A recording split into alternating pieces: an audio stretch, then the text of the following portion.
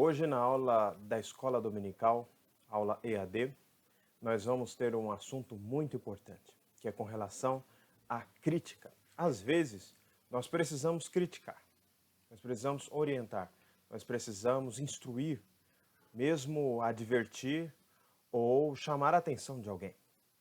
E aí, como faremos isso? Você já pensou nisso?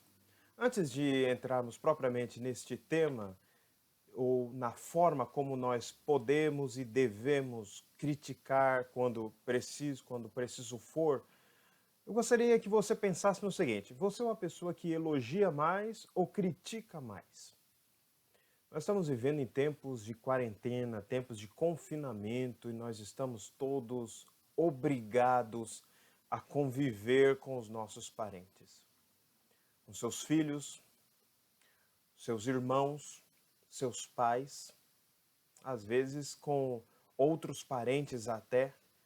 Está trabalhando em casa no sistema home office, as aulas estão suspensas, as academias estão suspensas, não tem trabalho nos templos, e aí a família é obrigada a conviver. E às vezes, por causa desta convivência, o pai, a mãe, será obrigado a chamar a atenção de seu filho. Como você faz isso? Você já parou para pensar que a Bíblia pode ter uma orientação específica sobre como você chama a atenção de seus filhos? Como você chama a atenção de seu marido, de sua esposa? E, principalmente, como você chama a atenção de seu marido e de sua esposa na frente do seu filho, na frente da sua filha? Ou na frente dos pais dele, seu sogro, sua sogra, ou na frente dos seus próprios pais? Como você faz isso? É certo que muitos de nós nunca pensamos sobre a maneira como nós criticamos, a maneira como nós falamos e a maneira como nós orientamos as pessoas.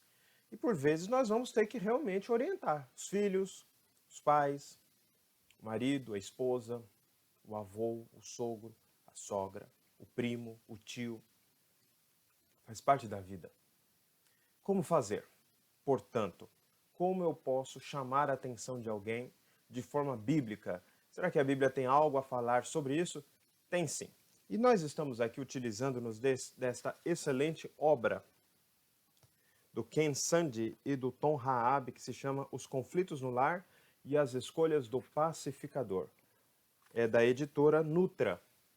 Os Conflitos do Lar e as Escolhas do Pacificador. A editora Nutra é uma editora evangélica associada à Igreja Batista Pedras Vivas. Deixe-me aqui verificar exatamente a informação para não errar.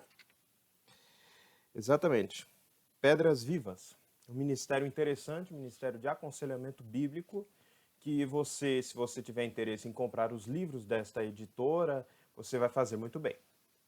São assuntos importantes, obras que precisam estar na sua biblioteca particular.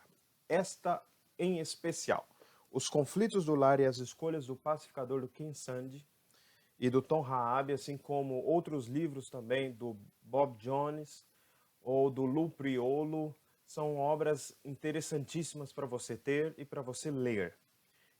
E você vai ver, em especial neste tema, que é um tema importante, você precisa pensar como criticar seus filhos, como orientar seu marido, como falar com sua esposa.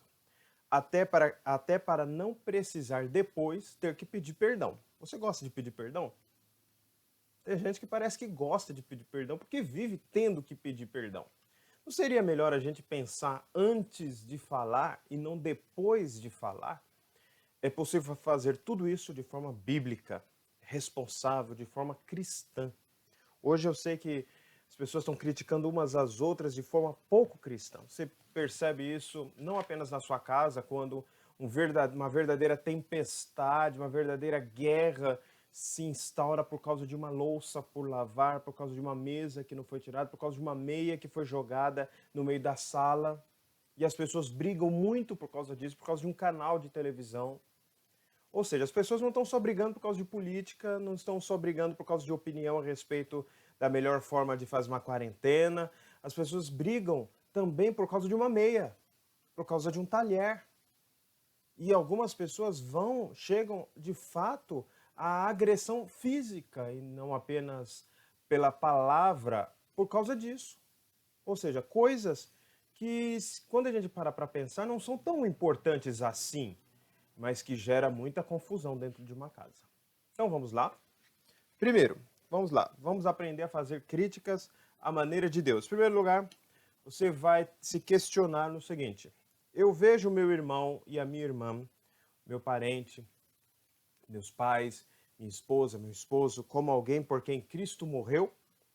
Está escrito em Hebreus capítulo 13, versículo 1: seja constante o amor fraternal. Alguém muito importante no passado dizia o seguinte, antes de entrar em conflito, e esse alguém no Brasil, o Ken Sande, ele escreve lá fora, que antes de entrar no conflito com alguém, eu devo pensar que este alguém com quem eu vou brigar, ele foi criado à imagem de Deus. E se ele for um membro da mesma igreja que você em especial, conviver com você, adorar com você, orar com você, você ainda deve pensar que eu estou não apenas diante de alguém por quem que foi criado a imagem do Pai, a imagem de Deus, mas também alguém por quem Cristo morreu. Ou seja, ele é tão importante que Cristo morreu por ele. Será que eu posso tratá-lo de maneira trivial, dar a ele importância nenhuma? Eu também devo pensar no seguinte: eu estou diante de uma pessoa que é a habitação do Espírito Santo. Será que eu posso tratá-la de qualquer maneira? O templo do Espírito Santo que é esta pessoa, será que ela pode ser agredida verbalmente ou fisicamente por mim? Ou seja, quando eu vou discutir com alguém, criticar alguém, orientar alguém, eu também tenho que levar isso em mente, que aquela pessoa ela tem uma relação com Deus que a torna especial e única. Você pensa nisso quando você vai criticar seu filho? Quando você vai criticar sua filha? Você pensa que está diante de uma pessoa que foi objeto do amor de Deus, que o Espírito Santo habita nela, e que Jesus morreu por ela, e que ela é a imagem do Deus invisível, não da mesma forma que Jesus é em Hebreus 1, mas ele é criado à imagem e à semelhança de Deus? Pense nisso, é muito importante. Quando você for criticar alguém, você tem que pensar na relação deste alguém, como que é a relação deste alguém com Deus, para você não criticar o servo alheio em demasia, com irresponsabilidade, chamando o seu irmão de tolo. Vamos lá. Segundo lugar, eu me aproximo como igual, como alguém que também é pecador? Sim, está escrito Romanos 3, versículo 9 e versículo 23. Que se conclui, temos nós qualquer vantagem? Não, de forma nenhuma, pois já temos demonstrado que todos, tanto judeus como gregos, estão debaixo do pecado, pois todos pecaram e carecem da glória de Deus. Sim. Então, quando você se aproxima da pessoa que será criticada por você, você deve se perguntar, ou você deve se declarar: será que eu enxergo essa pessoa como pecador, como eu me enxergo como pecador? Porque a verdade é que sempre o pecado do outro é um pecado maior que o nosso próprio. Nós sempre queremos receber mais misericórdia do que o outro receba misericórdia. Isso faz parte da nossa natureza. Nós encontramos isso na Bíblia. Nós encontramos isso nas parábolas de Jesus. Nós encontramos isso nas ações e nos discursos do Novo Testamento e nas ações e nos gestos e discursos também do Antigo Testamento. Essa é uma expectativa geral. Que Deus use mais misericórdia comigo do que ele use com outro ou que eu mesmo use com outro. Mas, na verdade, eu estou não apenas diante de uma pessoa que é criada à imagem e semelhança de Deus, mas e por quem eu, portanto, deve ser objeto do meu amor, mas também eu estou diante de uma pessoa que é tão pecadora quanto eu. Ou seja, eu não posso subir num pódio e numa estatura de que alguém que é impecável e está diante de uma pessoa que só ela peca e você nunca. Isso é importante. Por quê? Porque pode ser que às vezes a maneira como a gente vá falar com o outro transpareça que a gente tem em mente que nós nunca erramos, que nós nunca pecamos, que nós nunca fizemos nada de errado e que o outro é só ele quem peca, é só ele que faz alguma coisa de errado. E talvez a outra pessoa esteja exatamente pensando nisso, que você acha que você faz tudo certo e que nunca erra e que nunca peca, e a outra pessoa é que realmente, aquela que é sempre chamada a atenção, é a única pecadora na sua visão ou na sua percepção. Mas você precisa ter isso em mente. Todos pecaram e estão destituídos da glória de Deus. Isso inclui você e isso me inclui. Nós precisamos ter isso em mente quando vamos criticar alguém. Mas, seguinte, eu preparo o meu coração para não falar pelos motivos errados. Sim, você está lá diante de uma situação grave ou não grave, que pode gerar, que tem o potencial de gerar uma grande contenda. E aí você se pergunta, será que eu quero chamar a atenção desta pessoa por motivos certos ou pelos motivos errados? Olha o que está escrito em Provérbios 16, 2. Todos os caminhos do homem são puros aos seus olhos, mas o Senhor pesa o espírito. E também está escrito, o coração do justo medita o que há de responder, mas a boca dos perversos transborda maldades. Provérbios 15, 28. Em Provérbios 16, 23, o coração do sábio é mestre de sua boca e aumenta a persuasão de seus lábios. O que esses textos todos nos ensinam? Que nós devemos pensar para falar. E aqui o primeiro versículo não é simplesmente pensar, mas também pensar que o meu caminho me parece justo e direito, mas será que o meu caminho é de fato justo e direito ou não? Não é verdade? Pode ser que você esteja assim tão preocupado que o seu filho não lavou a louça, que seu marido ou sua esposa esqueceu a toalha em cima da cama, que o seu marido ou sua esposa ou seus filhos têm uma opinião política diferente da sua, e aí você começa a discutir, você começa a brigar com eles, aí você não se pergunta, por que eu estou brigando? Por que eu estou discutindo? Onde eu quero chegar? O que eu quero com isso? Eu quero convencer a pessoa a concordar com você. Por que é tão importante para você que todos concordem com você? Por que é tão importante que todos tenham a mesma opinião política? Por que é tão importante que todos tenham o mesmo gosto musical, o mesmo gosto por livros, o mesmo gosto por programas de TV? Porque todo mundo, na sua opinião, deve gostar de romance, não pode gostar de filmes de ação, por exemplo. É claro que entre os homens há uma tendência maior a gostar de filme de ação e as mulheres gostam normalmente de filmes mais românticos. Normalmente, nem sempre é assim. Mas a pergunta é, por que meu marido não pode só gostar de filmes românticos para assistir comigo? E o marido pergunta, por que minha mulher não pode gostar só de filmes de ação para assistir comigo, por exemplo? Estou dando aqui exemplos que, penso eu, podem estar ligados com a realidade de nós todos. Mas existem outras situações que aí você deve ponderar e observar até onde vai o alcance dessas ponderações ou dessas necessidades de pensar e de raciocinar antes de falar. E de se questionar, por que eu quero chamar a atenção do meu filho? Por que eu quero chamar a atenção da minha esposa? Por que eu quero chamar a atenção do meu marido? Se você tiver o hábito de ficou irritado e falar ao mesmo tempo, não dá tempo de pensar. Por isso é importante pensar antes, só dá tempo de pensar depois, que você magoou todo mundo, que você estragou uma festa familiar, que você estragou um jantar, que as pessoas agora não querem mais estar juntas por causa de coisas que são ruins que você falou, ou como você reagiu a determinadas coisas. Você repreendeu imediatamente uma pessoa e nem se perguntou o porquê que você estava repreendendo, se é porque você gosta de estar sempre certo, se é porque você gosta de ter sempre a última palavra. Tudo isso são coisas, irmãos, que todos nós devemos pensar, porque todos nós estamos sujeitos a esse tipo de pensamento. Nós não somos diferentes. Nós temos essa semelhança. E nós precisamos, portanto, pensar biblicamente a respeito deste tema tão importante. Eu vou criticar alguém? Por que eu vou criticar essa pessoa? O que está por trás desta crítica? Então, prepare o seu coração para não falar pelos motivos errados. Prepare seu coração para falar, mas falar pelos motivos certos. Eu não estou falando que você deva sempre estar calado. A Bíblia não diz que você deva sempre ser um passivo e nunca falar nada. Pelo contrário, a Bíblia diz que nós devemos confrontar as pessoas em amor, orientar os filhos. Os pais devem orientar seus filhos. Então, os pais devem criticar seus filhos. Agora, a grande questão é como que isto é feito, a maneira que isto é feito.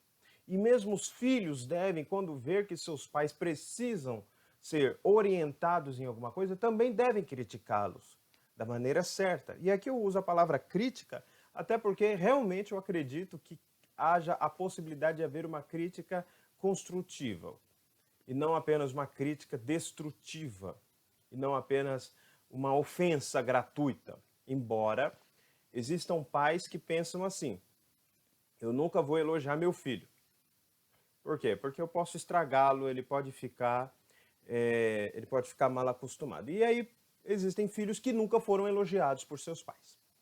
Foram elogiados por seus professores, foram elogiados por seus colegas, foram elogiados por outras pessoas, mas pelos seus pais eles nunca foram elogiados. Mas foram bastante criticados. Há um problema muito grande nisso, muito grande. E isso precisa ser repensado enquanto há tempo. Embora sempre há tempo enquanto está todo mundo vivo. Você pode começar hoje mesmo a pensar antes de falar. Na verdade, essa é a ideia, por isso que eu estou falando aqui. Exatamente por isso. Porque ainda há tempo. É possível fazer diferente. Então faça diferente. Tome essa decisão, tome essa resolução firme. Pense assim, eu vou criticar porque às vezes eu preciso, mas como eu vou fazer isso? Da maneira bíblica, da maneira certa, da maneira que considere as verdades da Bíblia e não apenas aquilo que eu sinto na hora. Então vamos lá. Eu examino minha própria vida e confesso o meu pecado primeiro, antes de criticar o outro. É bem conhecida a expressão de Jesus em Mateus 7, versículos 3 a 5, que diz: por que vês tu o argueiro no olho do teu irmão, porém não reparas na trave que está no teu próprio? Ou como dirás a teu irmão, deixa-me tirar o argueiro do teu olho, quando tens a trave no teu? Hipócrita, tira primeiro a trave do teu olho, e então verás claramente, para tirar o argueiro do olho do teu irmão.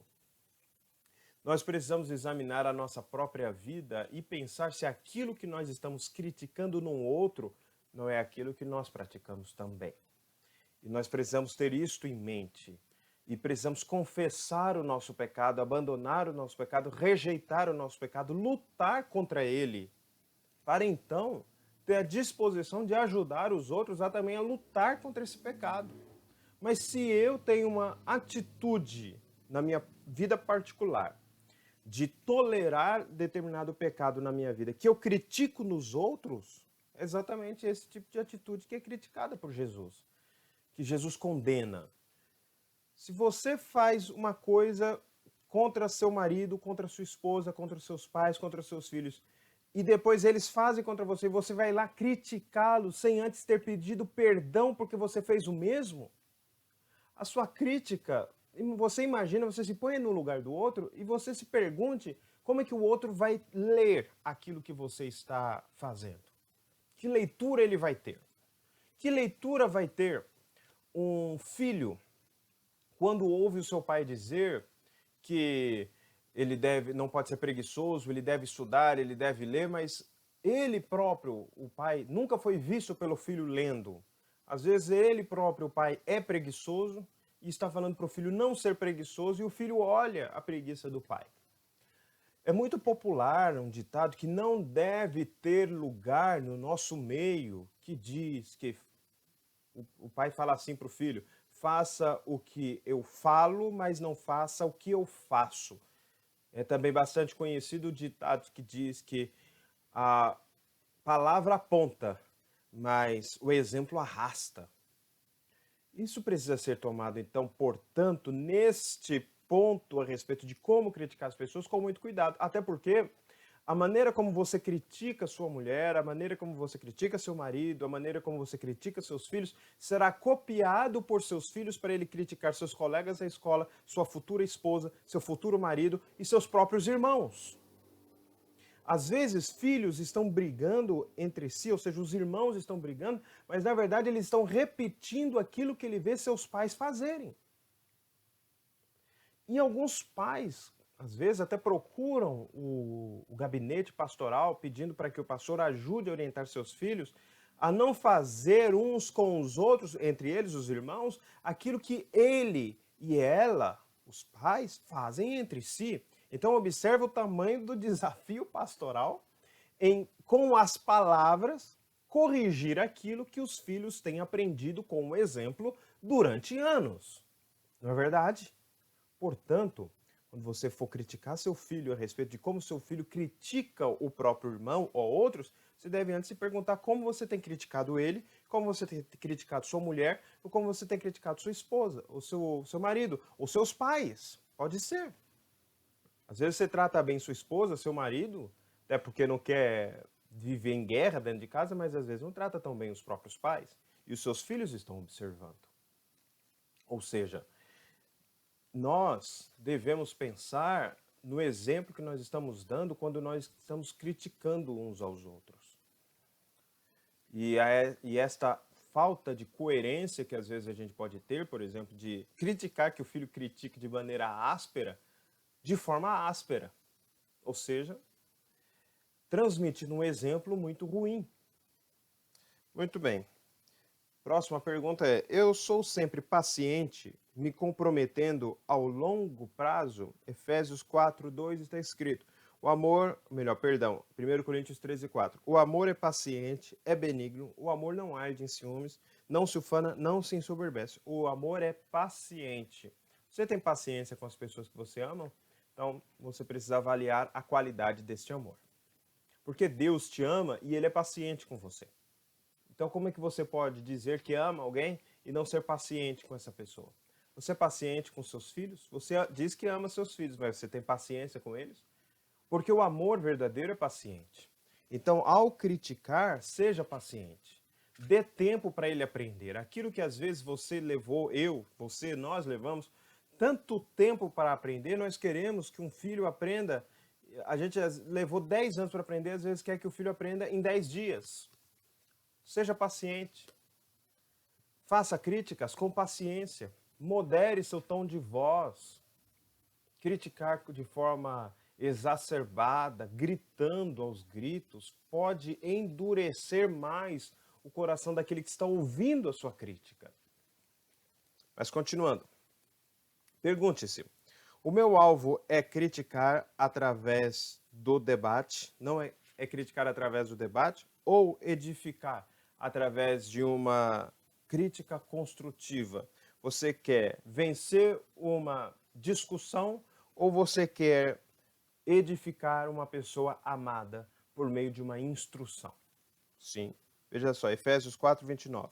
Não saia da vossa boca nenhuma palavra torpe, e sim unicamente a que for boa para a edificação, conforme a necessidade. E assim, transmita a graça aos que ouvem. Qual que é a preocupação do apóstolo Paulo ao escrever essa carta aos crentes em Éfeso? É se aquilo que eles estão falando uns com os outros é para construir ou é para destruir. A pergunta é: você quer vencer uma discussão ou você quer edificar uma pessoa? Porque se você quer edificar uma pessoa, às vezes você vai ter que perder a discussão. Já pensou que coisa radical? Perder uma discussão para ganhar a edificação da pessoa com quem você está discutindo, ou contra quem, pode ser que a gente pense assim, contra quem a gente esteja discutindo. Uma crítica construtiva, uma crítica que leva Deus em consideração, ela pensa não em vencer um debate, mas em edificar uma pessoa. Você quer edificar seus filhos? Ou você quer mostrar para seus filhos que você está certo e eles errado? Eu acho que é num desenho animado norte-americano que uma vez a esposa disse o seguinte, que ela deveria pedir perdão, ela e o marido deveriam pedir perdão uns para com os outros, um com o outro, mas aquele que errasse mais deveria reconhecer mais e pedir mais o perdão. Aquele que errasse mais, ou seja, recomeçou a discussão, né? A pergunta é: você quer a edificação da pessoa que você está criticando ou você quer vencer o debate contra ela? E a pessoa que está ouvindo, como é que faz? Você não quer ouvir a crítica, por quê? Porque você acha que você está sempre certo, que você nunca precisará de orientação, você nunca precisará ser corrigido, você é inatacável, você não precisa de uma correção em determinado momento da sua vida? São posturas não cristãs. são posturas que não têm nada a ver com o ensinamento de Jesus. Continuando, e por último, eu corrijo e reprovo meu irmão mansamente, na esperança que Deus dê a ele a graça do arrependimento, assim como eu mesmo me arrependi somente pela sua graça.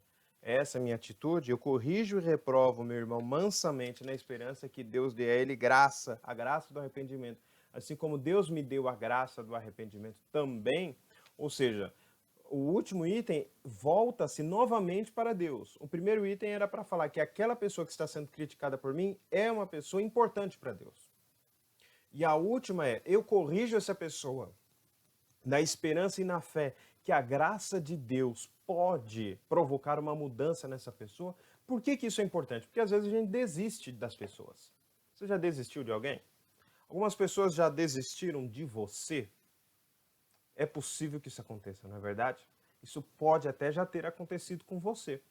Mas a verdade é que a graça de Deus, ela mostra exatamente que as pessoas podem ser transformadas. Está escrito em 2 Timóteo, capítulo 2, versículo 24 e 25. Ora, é necessário que o servo do Senhor não viva a contender, não viva a brigar, e sim deve ser brando para com todos, apto para instruir, paciente, disciplinado ou disciplinando com mansidão os que se opõem, na expectativa, olha aí, na expectativa de que Deus lhe conceda não só o arrependimento para conhecerem plenamente a verdade, mas também aí o texto continua. O texto nos ensina que as pessoas podem se arrepender por obra de Deus em suas vidas. Ou seja, não desista das pessoas. Continue, seja paciente. Sabe aquele seu filho incorrigível que você acha que não tem mais jeito? Seja paciente. Continue conversando mansamente. Continue amando aquela pessoa. Sabe aquele seu marido que você acha que não tem mais jeito? Sabe aquela sua esposa que você acha que é incorrigível? Eles são corrigíveis, tem jeito sim para eles. Deus pode abençoar. Mas Deus vai abençoar também a partir de você. Como que você critica essas pessoas? A sua crítica tem incentivado a mudança delas ou tem feito que o coração delas fique ainda mais duro? Isso depende muito de você, isso depende muito de mim. Nosso objetivo nessa escola dominical é justamente te dar essas ferramentas para que você consiga sobreviver esse momento de quarentena. Até o dia, mais ou menos aí, o dia 20 de julho, pode ser um pouco antes, pode ser um pouco depois. Os nossos encontros ainda serão online. E possivelmente você também vai viver aí na sua família em confinamento. As aulas podem ficar adiadas até esse período também. E aí, como é que você vai conviver com seus filhos? Como é que você vai conviver com seu marido, com sua esposa, com seus pais? Como é que vai ser? Uma hora você vai ter que reclamar de alguma coisa, não é verdade? Se já não fez. Às vezes já está reclamando, o povo já está brigando, e aí parece que não tem mais jeito. Tem jeito sim. Tenha esperança na graça de Deus, na graça passada que te salvou, na graça futura que te levará para morar com Jesus e na graça presente que é a transformação de Deus hoje na sua vida. A sua vida pode ser transformada. A vida do seu marido, a vida da sua esposa, dos seus filhos, dos seus pais podem ser transformadas. Não desista. Deus pode te abençoar. Mas a pergunta é, você está disposto a viver da maneira que Deus quer que você viva para que esta convivência se torne cada vez mais abençoada? Porque Deus vai transformando-nos por meio de sua palavra. A palavra de Deus nos transforma. Que assim seja, que Deus te abençoe. Vamos orar? Deus, te agradecemos este momento de escola dominical, onde o teu povo tem a oportunidade de ouvir a tua palavra, onde o teu povo tem a oportunidade, professor e alunos, de aprender um pouco mais de ti. Pedimos a tua bênção para que não sejamos apenas ouvintes da palavra, mas sejamos também praticantes. Que a nossa palavra seja uma palavra transformadora, que nós possamos ser agentes para abençoar aquelas pessoas que convivem conosco. No nome de Jesus. Amém. Que Deus te abençoe e espero ver você em breve aí no Sermão da Noite. E na semana que vem, hoje é dia 30 de maio, na semana que vem, a nossa intenção é que no culto da noite seja ao vivo e você está convidado para participar conosco. Que Deus te abençoe. Até o nosso próximo encontro.